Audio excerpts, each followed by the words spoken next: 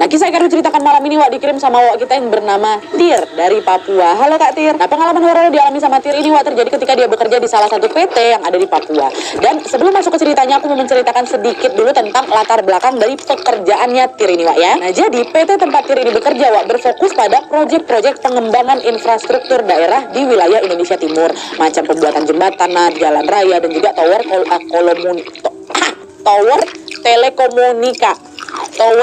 telekomunikasi. Nah, selama bekerja di sana, Wak, Tir ini menjabat sebagai kepala mandor desain arsitek yang membawahi banyak tukang dan juga anak buah. Nah, selama dia mengerjakan proyek di sana, Wak, Tir dan timnya ini hampir selalu terjun langsung ke lapangan. Mereka sering keluar masuk hutan, naik turun gunung, dan lain-lain. Selain medan yang ekstrim, Wak, tantangan besar yang juga harus mereka hadapi di lapangan adalah ancaman dari kelompok kriminal bersenjata atau KKB. Seperti yang mungkin sebagian di antara kalian sudah tahu, beberapa lokasi yang ada di Papua memang masih rawan terkena serangan KKB, Wak. Bahkan tim dan Tir sendiri pernah loh, Wak, diserang langsung hingga menyebabkan beberapa anggota mereka meninggal dunia. Masuk berita itu. Dan sejujurnya insiden itu aja dah bikin si Tir ini trauma, Wak. Dia pun makin berhati-hati lagi lah itu kan dalam bekerja dan juga menjaga keselamatan dari timnya.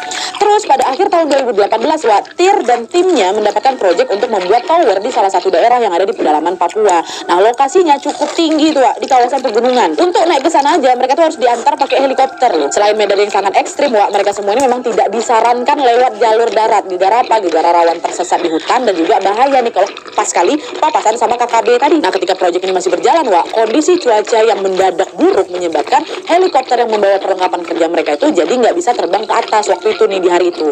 Dan kendala itu membuat proyek mereka pun sempat tertunda hingga seminggu lamanya.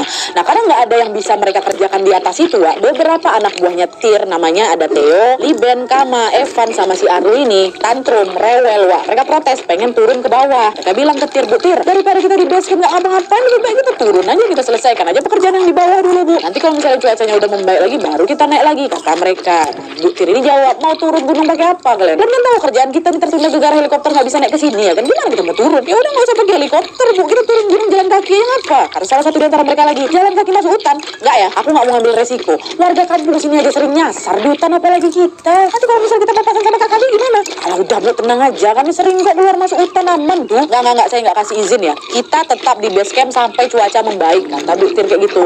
Dan selama kurang lebih 2 jam, Wak, Tir sama 5 anggota timnya itu sampai berdebat. 2 jam lah mereka itu berdebat. Nah, orang berlima ini mendesak supaya diizinkan turun, sementara Tir tetap pada pendiriannya untuk bertahan di base camp. Nggak ada cerita tetap di sini, gue bilang. Nah, selain mereka berenam, Wak, ada lagi nih warga lokal yang mendampingi mereka. Warga lokal ya, warga di situ, warga kampung lah. Nah, namanya Pram sama K. Pram sama si K pun juga menahan loh 5 orang ini untuk nggak turun. Mereka warga sana loh. Jangan